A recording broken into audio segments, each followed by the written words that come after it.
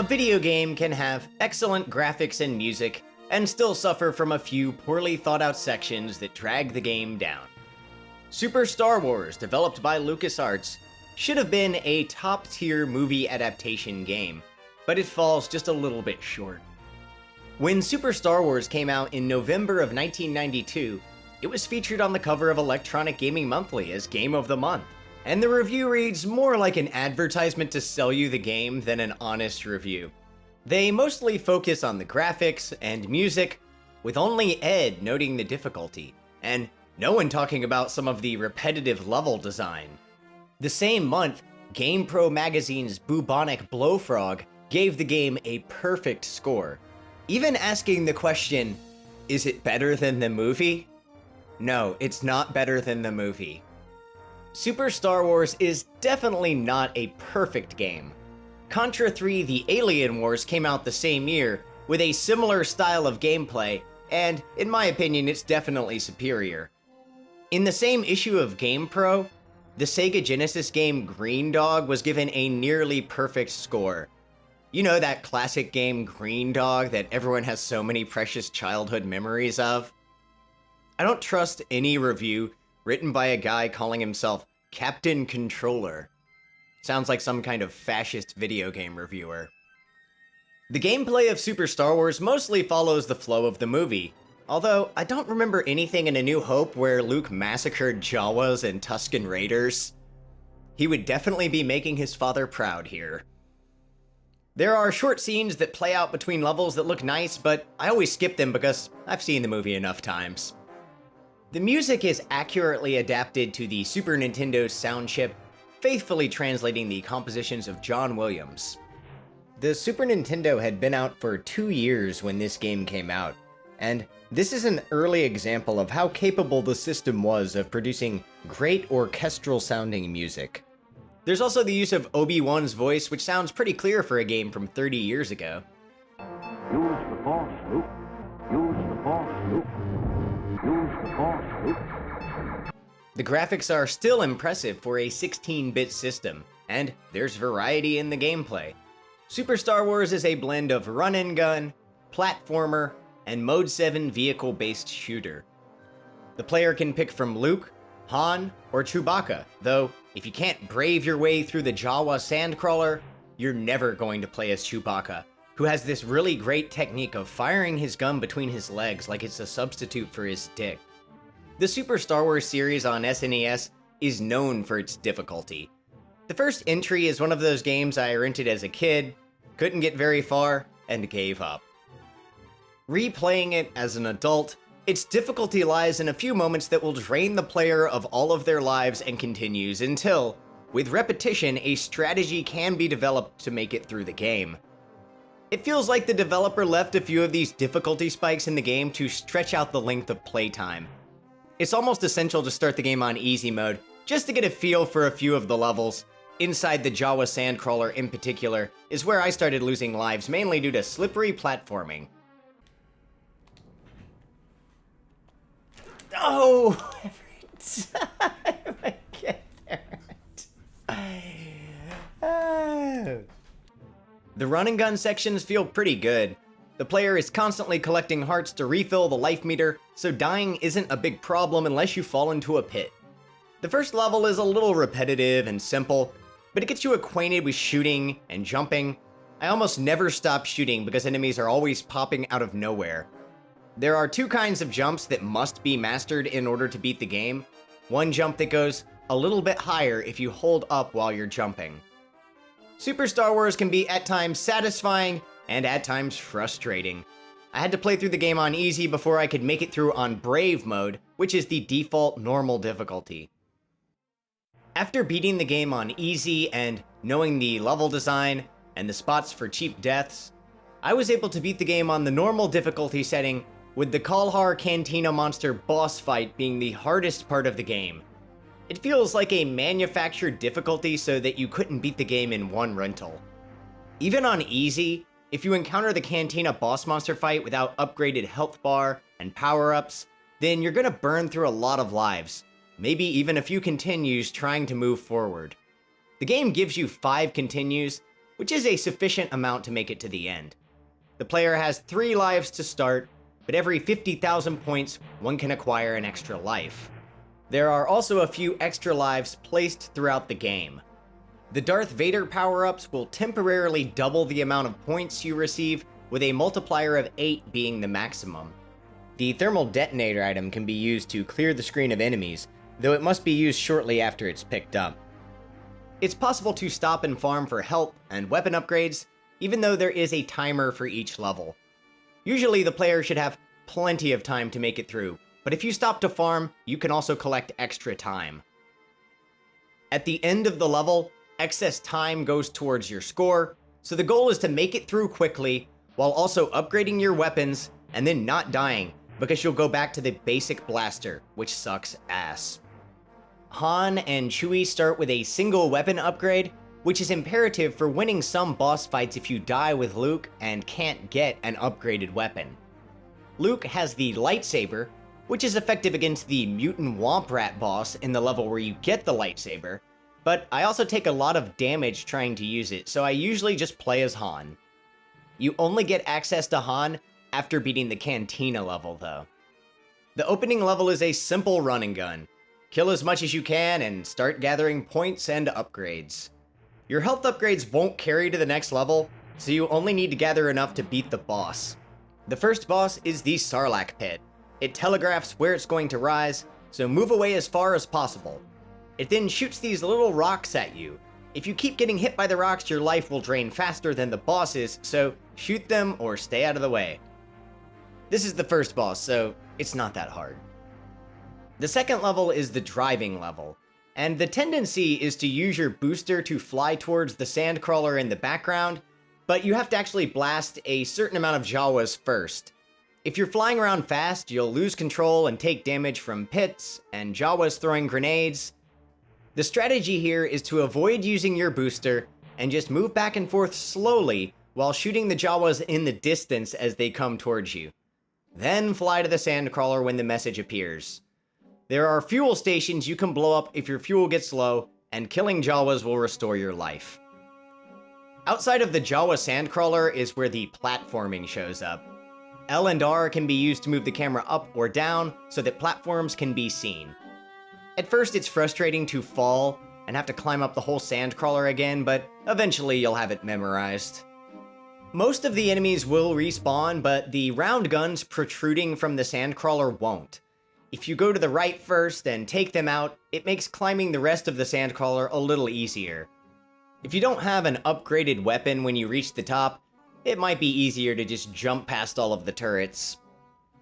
Inside of the Jawa sandcrawler is where I first started to lose all of my lives.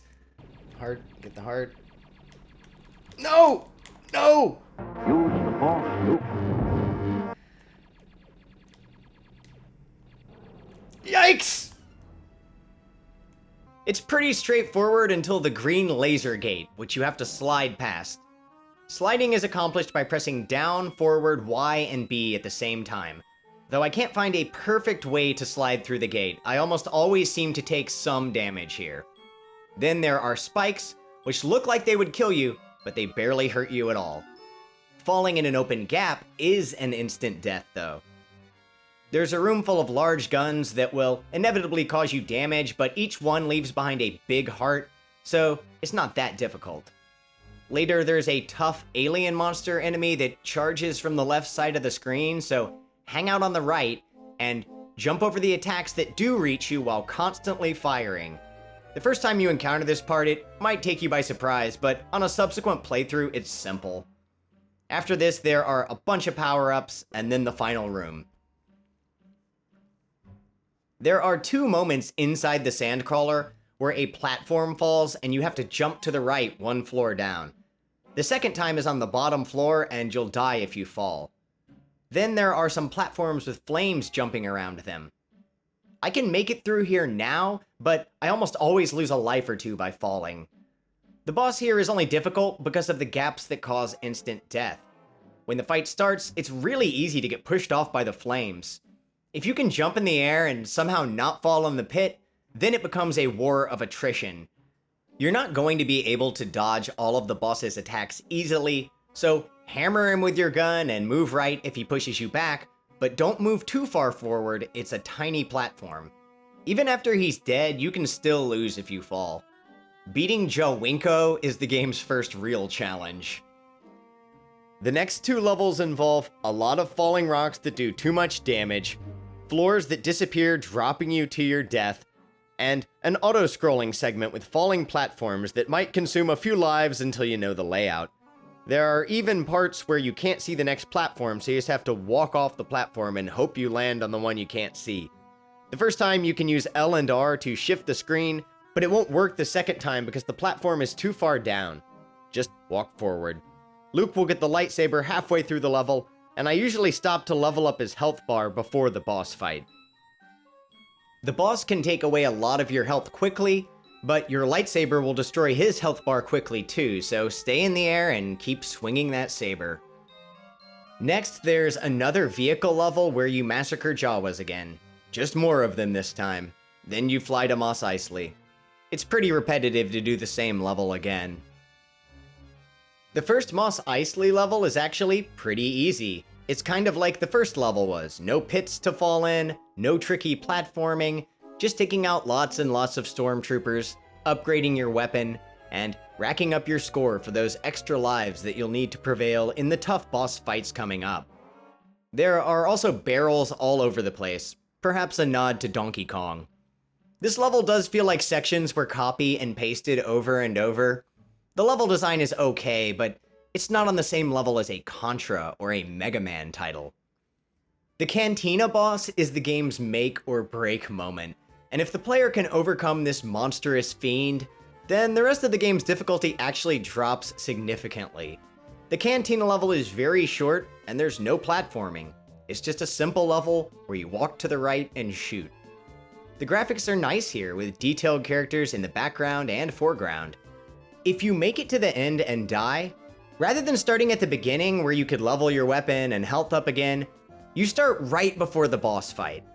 Why couldn't you have started right before the boss in the Jawa Sandcrawler level with the gaps that are so easy to fall in? To artificially make the game longer, that's why. If you approach the Cantina monster with the plasma gun and an upgraded health bar, you might be able to brute force your way past him, especially on easy. But if you die a single time, you're stuck right outside the boss fight with a standard gun and health bar, making this fight really difficult. You absolutely have to use Chewie at this point because he starts with an upgraded gun. This one werewolf enemy will always drop a gun upgrade. You might even get lucky and get a health upgrade from an enemy too. The heat-seeking missile will allow Chewie to jump back and forth, using the extra high jump to chip away at the boss's health bar while also avoiding his attacks. The boss takes up most of the screen and alternates using his arm and his neck to attack you. The neck attack is nearly unavoidable. Even while using the high jump and quickly moving from left to right, there's a very tiny area where you'll be safe. If the boss corners you into the left side of the screen, you're screwed. The tendency is to stay on the left side of the screen to avoid his attacks, but you'll get killed this way. You have to intimidate the AI onto the right side of the screen, and keep jumping back to the left slightly to avoid attacks, while slowly pressing forward. Eventually, you'll be cornered, but if you can chip away enough of his health bar, you should be able to survive.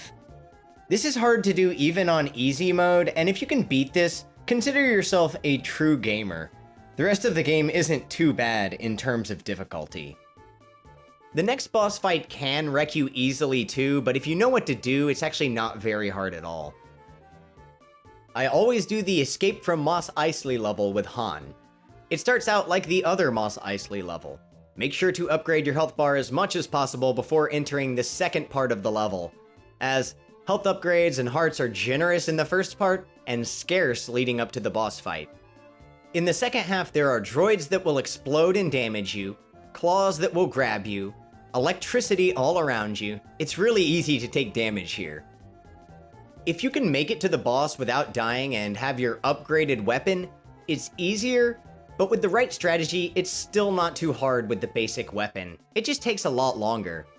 At first, I fought this battle like an idiot, staying to the left of the screen and getting all shot up. Look for the safe space under the boss and run back and forth, shooting upward. Then take out the pieces one by one from your safety zone. Good, we're finally leaving Tatooine, and the Death Star is actually easier than Tatooine, which is a problem with the game. The Death Star should be the really hard part. And don't get me wrong, it can still be an issue. I lost my final life in the Death Star's prison block because I got greedy and tried to get a gun upgrade, but got flattened instead, and then couldn't make it through without my upgrades. The first Death Star level is just running to the right and platforming. Every now and then a TIE fighter flies by which could knock you into a hole, so just keep moving.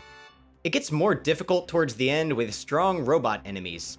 This level is actually kind of monotonous. To defeat the Imperial Defense Droid boss, you have to roll under to the back and shoot up his ass basically. If you know how to do this, it's not hard, but without knowing this, you'll probably die. The Detention Center level is more manageable with the fully upgraded gun. Just watch out for those walls that come down to crush you. You have to slide or roll and then jump to make it in time. Sometimes the hit detection isn't great on these background enemies that are shooting at you. You have to be in the exact spot to destroy them, so take them out when you can, but also keep moving. This level doesn't have many upgrades or hearts, so it can be tough if you lose a life here. The Detention Guard boss is actually really easy, especially if you can make it here with substantial life. The weak spot is obvious, and I've never had any trouble once I make it here. The final platforming Death Star level is just jumping up, and up, and up. And after the Detention Center, I think this level is pretty easy for the last side-scrolling level. Falling doesn't kill you, you just climb back up with plenty of time to spare. The 2 times I've reached the Tractor Beam boss, I just stood in the middle and shot upwards and won. Without the fully upgraded gun, this would take a lot longer and it would be necessary to dodge the attacks that explode in 4 directions, but with the plasma gun, I kill him faster than he kills me. The final level is another one of the driving levels, and maybe this looked great back in the day, but playing it now, it strains my eyes to look at. It's hard to tell what you're looking at because you're moving so fast. Unlike the land speeder level, you can't stop moving. If you hit a tower, you automatically lose a life, so don't move around too much. Just keep firing straight ahead, and if there's a tower in the distance, you'll take it out. I just take it slow and easy, constantly firing, trying not to hit the towers, and eventually I come out on top. The next section has you shooting down attacks as they fly towards you. This is arcade-style Twitch madness, where you're looking for those red orbs as soon as they generate on screen and shooting them down, hoping you don't become overwhelmed by them. You really need fast hand-eye coordination for this part. Eventually, Vader's TIE Fighter comes up, and I don't have a lot of strategy here. I just keep shooting at his attacks, and shooting at him as well. There's probably a lot of luck involved. Then you have to hit L or R when the timer at the bottom counts down, and reenact the classic scene from the film. If you don't hit L or R at the right time, then you have to go back to the level where you shoot down the TIE Fighters and towers, which is incredibly frustrating. If you can take out the Death Star, you do get some really nice music during the end credits, though. Plus, an invitation to play again on Jedi difficulty. No fucking way. I'd actually rather move on to Super Star Wars The Empire Strikes Back, which I've heard is much more difficult, so who knows if I'll ever be able to beat that one. Super Star Wars isn't quite as hard as its reputation suggests, other than the Cantina Boss Monster fight, which is the kind of fight that might actually turn you hollow. Strong graphics and music, repetitive but fun gameplay, some level variety, random difficulty spikes. I'd put Super Star Wars in the 7 to 8 range. I'll say 8 just because I did have quite a bit of fun playing this one, even if there were a lot of frustrations involved in getting good. There have certainly been better Star Wars games at this point, but in 1992, this was a pretty damn solid movie adaptation game. It's not quite the masterpiece that gaming magazines of the time would have had you believe, but it mostly holds up. LucasArts would develop a better run-and-gun platforming experience a few years later with Metal Warriors published by Konami,